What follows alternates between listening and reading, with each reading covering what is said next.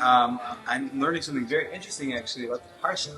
That Hashem made some animals with straight teeth, some animals with sharp teeth. Some animals eat grass and vegetables, and other animals eat meat. But Hashem made people with both types of teeth because we eat both vegetables, grains, and fruit, and we also eat meat.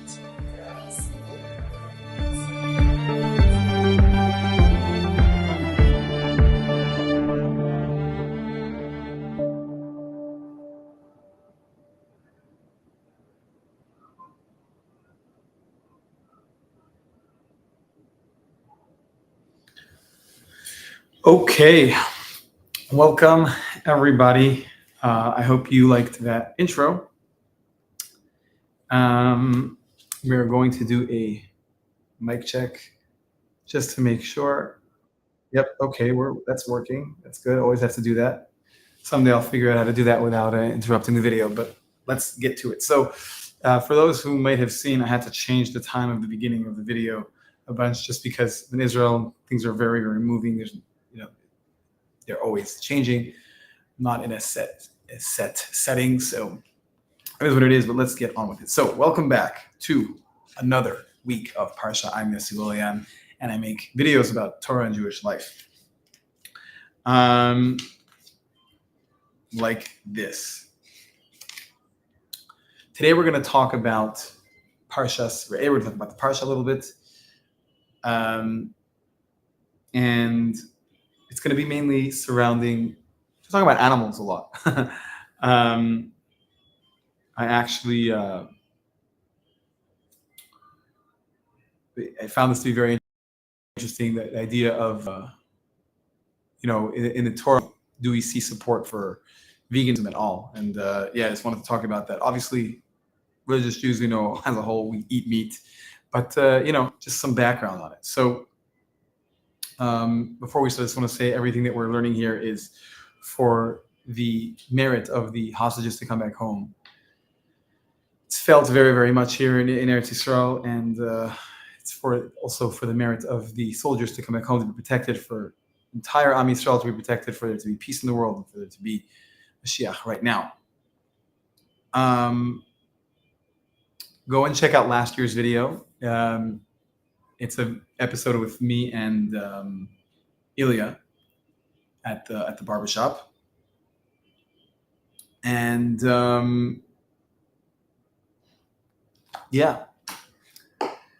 let's get on with it. So first thing we're going to do is we're going to go and speak about Pashas Re'eh in a nutshell. We're going to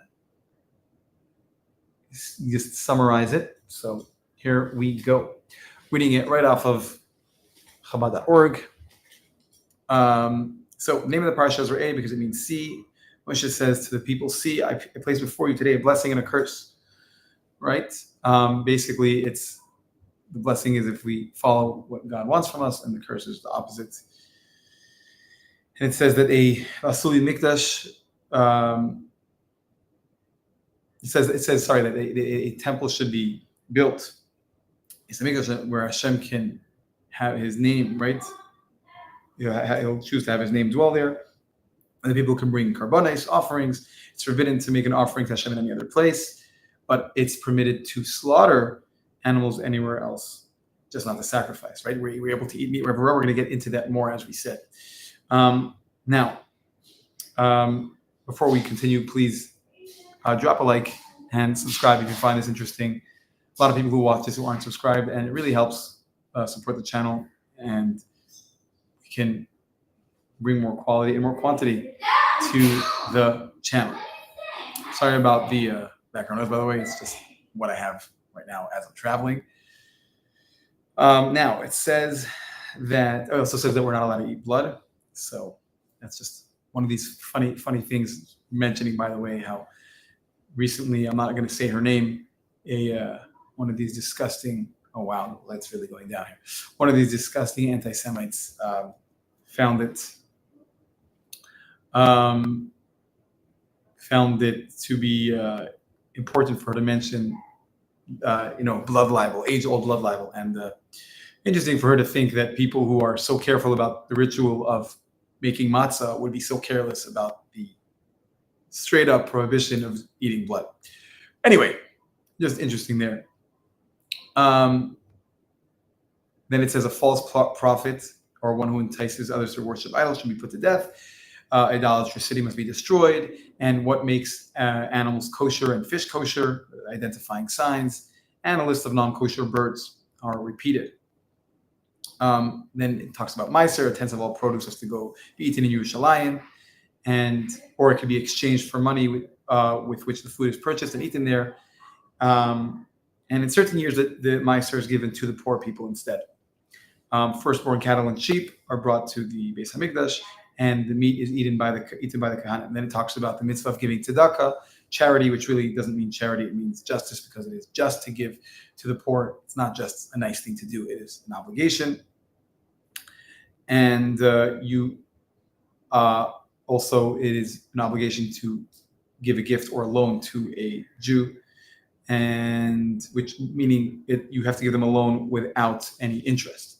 Right? Obviously, it's giving a loan to people, enabling them to, be able to do whatever to do business, or giving them the ability to do that.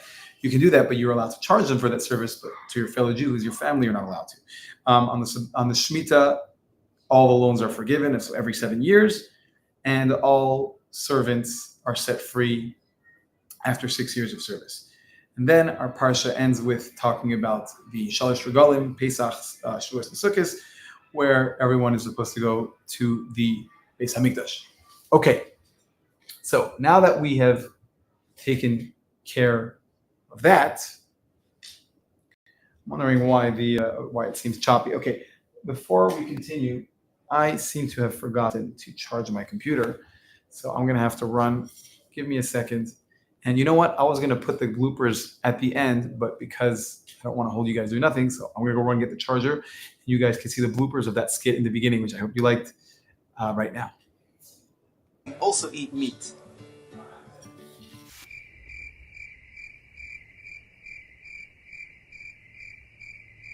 And parrot things. And parrot things too. Yeah. Like dinner? Say it louder. Can I sing? Wait, not that loud. Say it. Wait, that. Sing.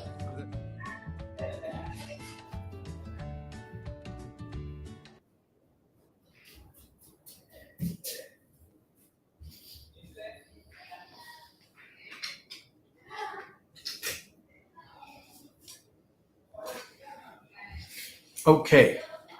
So. Oh, whoops, wrong one. Okay, guys. So you got to see that in the middle, even though I was going to leave it to the end. Okay, so like this.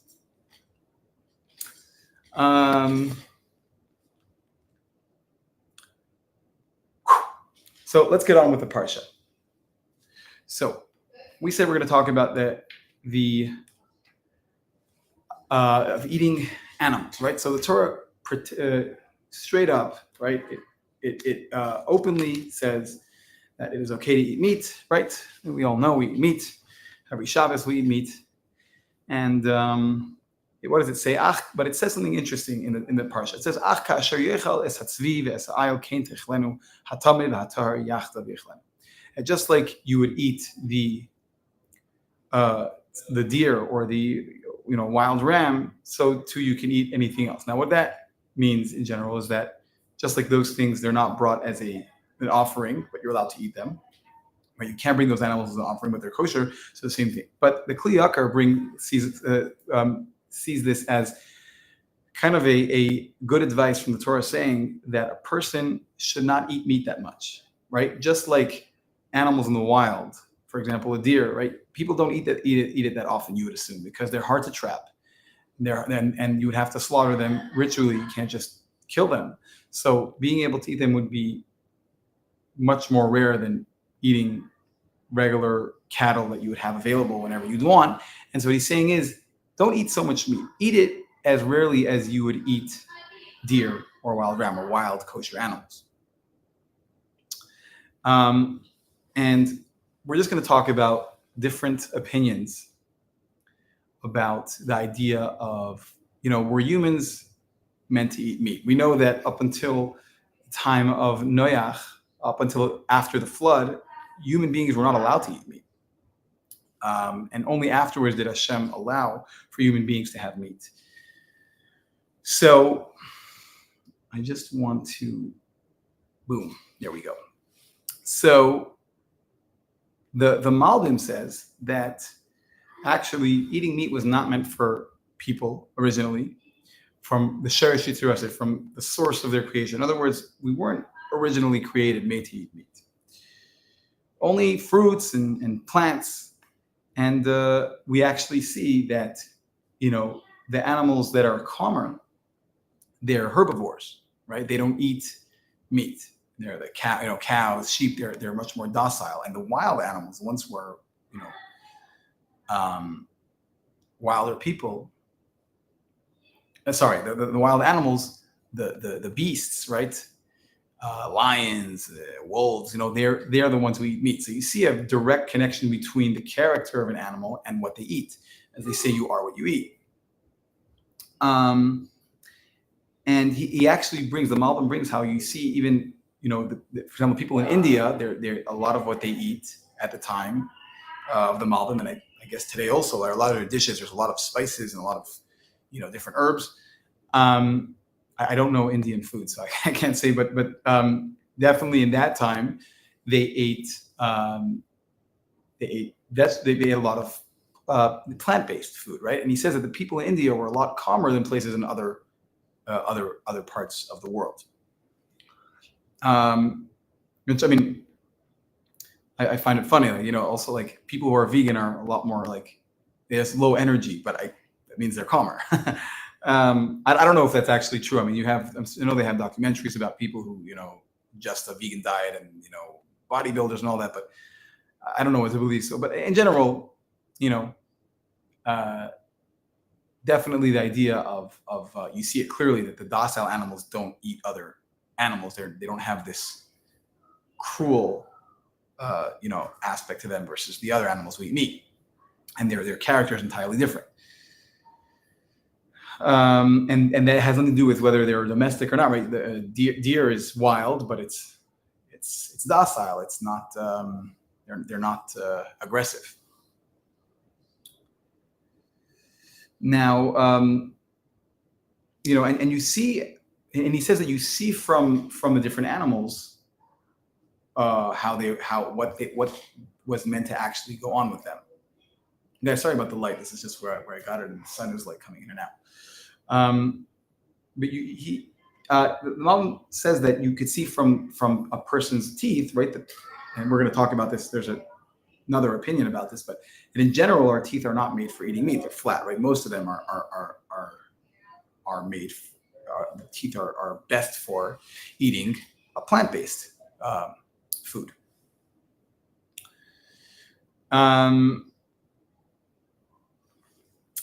And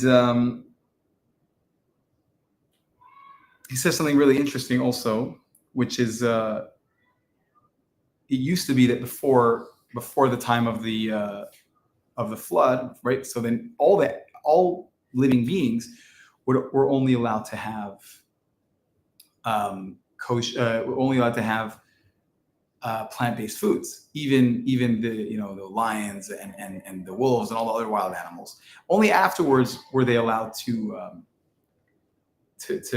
eat other animals, because in the custom of the world became also that even human beings are allowed to consume other living beings. So before that, it wasn't allowed, and that's why it says that when the world is going to be fixed, because and we're going to talk about this also by the Ramban. Nachmanides also mentions something about this. There seems to be a contradiction which can be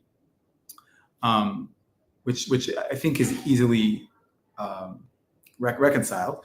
But he says that when in Isaiah, for all those who are very into Isaiah, if you know what I'm talking about, here's a messianic Isaiah quote for you. It says that Aryeh kabakar yechel tevin, that in the future the lion is going to eat straw, just like the it's like a cow. It's like cattle because then the sin will be fixed, and so things will go back to the way it used to be. So it used to be that all animals used to eat just plants and wouldn't eat other animals. Now let's go to the Ramban. The Ramban also says that the same thing about human beings only eating plants, and because of that, there was no fear that animals would eat uh, other animals or people.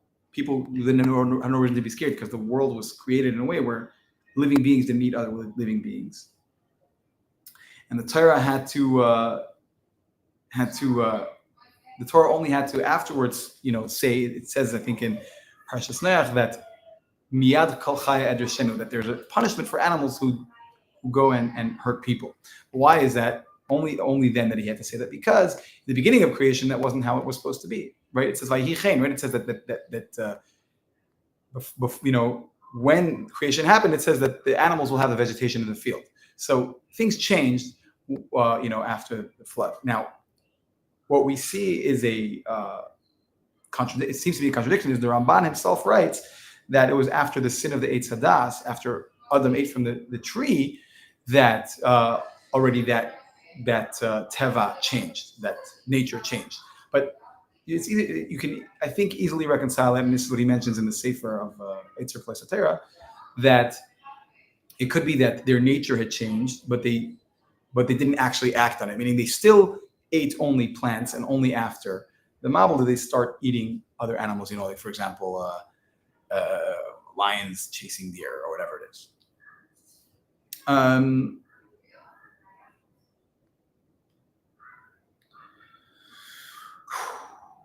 Now, let's go to the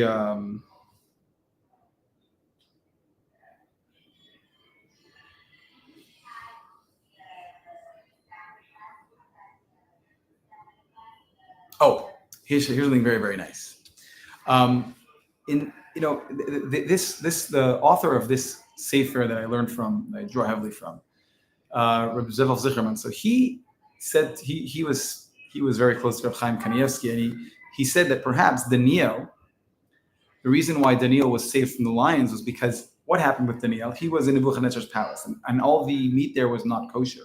What did he do? He went above his nature, which is the human nature was afterwards that we eat meat, and he only ate vegetables, which means that he connected to his original source of creation. Right, when man was created originally, was created not to eat meat, and because he did that, the lions also went above their nature as they are and reverted to their nature of not eating him, right? Not eating humans. So it was kind of like, and we obviously know it was a miracle, God saved him, but what Reb Zevel Zicherman was suggesting was that perhaps in the merit of him going above his nature and reverting to his original, way of being created, that's why the lions also didn't devour him, which is very interesting. And Chaim Kanievsky actually told him, he said, "Zeh bir yafa." This is a beautiful explanation. So, take from that what you will. And something really, really interesting it says here is that actually Yitzchak. Why did Yitzchak tell Esav when he wanted to give him the brachos? Why did he tell him to go and hunt for an animal? He could have. He had to trap an animal. He was a rich person. He had a lot of flocks. He had a lot of animals. Why did he tell Esav to do it? And so what's interesting is that, and I think this is the Kli Yakar also, that says that Yitzchak actually went according to the advice of the Torah.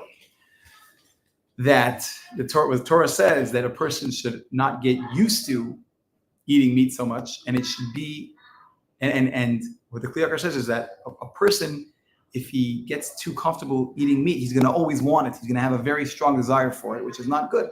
I mean, even health-wise, I guess too much meat, I'm guessing, I think is not good. Again, I'm not a dietitian, but from the conversations and things I've seen, I imagine that meat in moderation is good. And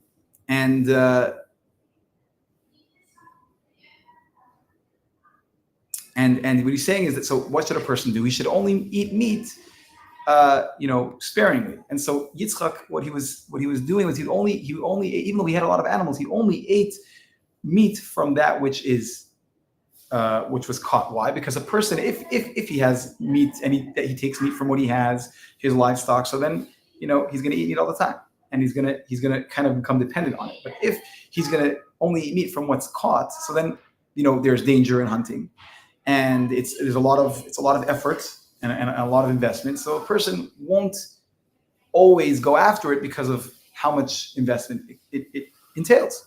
And so that's what Yitzchak did. Yitzchak went according to what the Torah suggests. Very, very interesting. Now, here's something interesting that I didn't know before, and which was actually the skit in the beginning we were talking about, which is what I mentioned. The Das Sholem, whose name was Reb Sholem Moskowitz, who was buried in London. His resting place is in London. He was saying something interesting about him because I never knew this. He wrote in his will, or he gave over, his last wish. He said that anybody who comes to his burial place, his resting place, and takes something good upon himself when he's there, I will, I will, I will pray for him, or I will be, I will speak on his behalf in the world of truth. And I didn't know this before, but it seems that many, many people go there to his kever because of this. He basically promised that people who come there and take something, a good resolution, take something good, to do something good upon themselves, he speaks for them. Anyway, just by the way. So he says that a person was created with 32 teeth. Why 32 teeth? Because there are 32 pathways of wisdom, which is funny because the teeth are, if a person has a toothache, one of the it's like so close to the brain. It's one of the worst pains, because it's so connected to the brain, which is, I don't know if that's connected, but I just thought that was interesting. One of the worst pains are toothaches. So there are 32. So the 32 teeth are corresponding to the 32 pathways of Chachma, and that's why also there are 32 strings of tzitzis. So something he mentions, which is not about the animals, but something that he included in what he was saying here. And he says that 28 of those teeth are smooth or flat for plant-based foods, and 4 are sharp, like a ze'ev, like a wolf. He says, like wolf teeth, meaning those are sharp in order to be able to tear into meat. So interesting, and something that I just came across, which is very interesting, and I forgot who says this, is that ze'ev, actually, which is the Hebrew word for wolf. If you look at, it's an acronym, Zayin Aleph Vez, that stands for Ze Oichel Basar. This eats meat. That was interesting, and something really, really interesting, actually. I don't remember if this was brought as part of the Das Sholem or somebody else. I think it was the Das Sholem. He says that a person is a olam katan. He's a small world.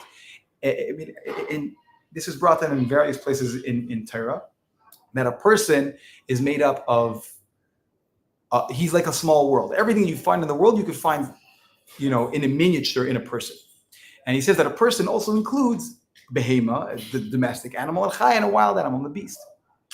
And so the person has the wild and the beast and the animal in him. And so that is where you see that in the teeth, that he has both the animalist, the docile animal and the wild animal. Anyways, very, very interesting stuff. Now, I really, really wanted to play a clip that, let me see if I could do it, actually. I wanted to basically play a clip that, I don't know if you can see what I'm doing here, because we're talking about animals already. And there's something interesting about how the nations sometimes, I think it's over here, actually. The nations all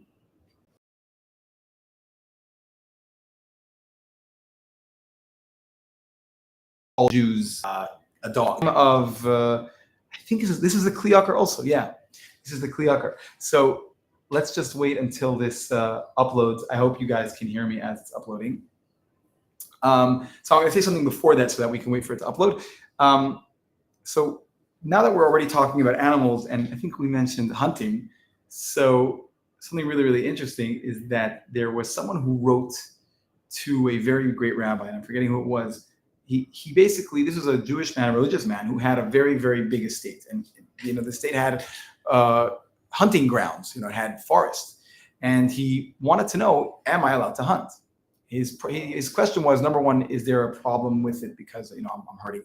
It's not allowed to hurt animals, tsar b'alechaim, and also baltashches. You're just killing an animal and leaving it there to waste. If you're just doing it for the sport, is that allowed? So, and the answer was very interesting because the answer wasn't about. It's really infuriating to sorry. me. We're gonna go. That's the clip I was talking about, but we're gonna do that in a second. The answer was very interesting because what did I do here?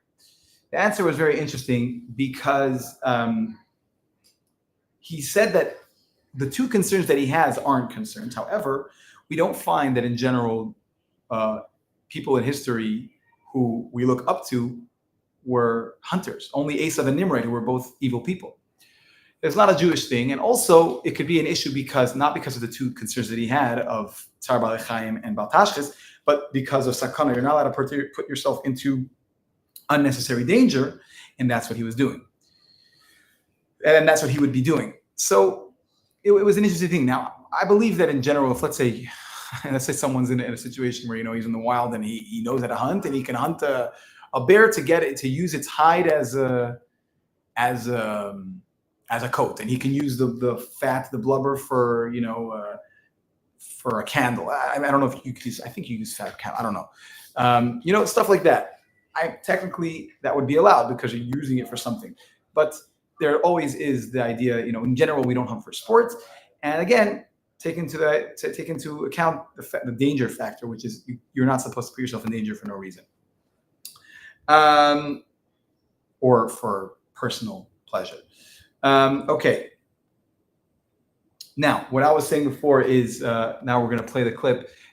Basically, the Kliaker was saying something very interesting about why Jews are called dogs. Obviously, why they're not called dogs, but there is I think it's in the Gemara that mentions that there is a similarity between a Jew and a dog. So obviously, the non-Jews at the time of Kliaker would call Jews dogs in a derogatory way. But that, and he was saying that really it's actually, in truth, the comparison between Jews and a dog is symbolic of something else. And it's funny that it actually shows the great connection the Jews have to Hashem. But nowadays, the people who are most known for calling Jews dogs are unfortunately many Arab Muslim people, and I'm not here trying to cause hate or anything. This is just a fact, and you can hear it from this clip, which I will play. Someone who had contact with them, people even who were more friendly, But I just found it to be interesting. Here it goes. About it's really infuriating to me.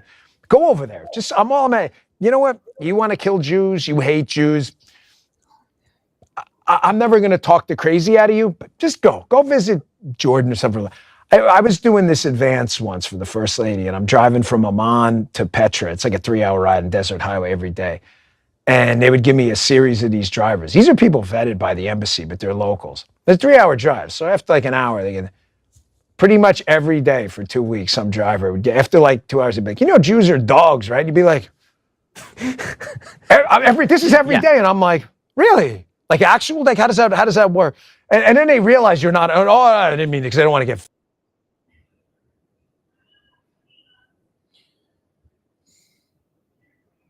Okay, so that was that. 1 second. Okay, so now let's just. I want to talk about that. So that little clip is unfortunate. How and he was saying this that these were people who were vetted in order to be able, that they're safe. They're able to help people out, help the army out. But unfortunately, there's this, and I'm bringing this just because a modern day example of people who insist. I mean, they say it's kalb. They call you Yahudi kalb, and it's important because I don't think anyone viewing this thinks that. But I always mix in somehow something that people could view as politics. But for me, Jewish people, my family, and there's so much hate right now, unfortunately, towards Jewish people, and it's like you need to understand the mentality of these people are not what you think. They truly view Jews as something, as a problem, and they hate Jewish people. And you see this, that even all over, no matter who you're dealing with, unfortunately, this is a mentality and it needs to change. And hopefully that will happen. Hopefully when Mashiach will come and there will be peace, and as it says, the nations will beat their swords into plowshares, and they'll change, and it will be 100% peaceful. Anyway, that's the end of the video, and I hope you enjoyed. I hope that people who are watching this don't take any of the things that I mentioned that might seem to look as if I'm trying to discredit people. I'm just trying to. I'm talking about at the end when it is what it is, and there's a big war of a PR war happening. Unfortunately, wish it wasn't that way, but Am Yisrael Chai, and I'll take you out with those bloopers again just for the fun of it. Good Shabbos, everybody. Also eat meat.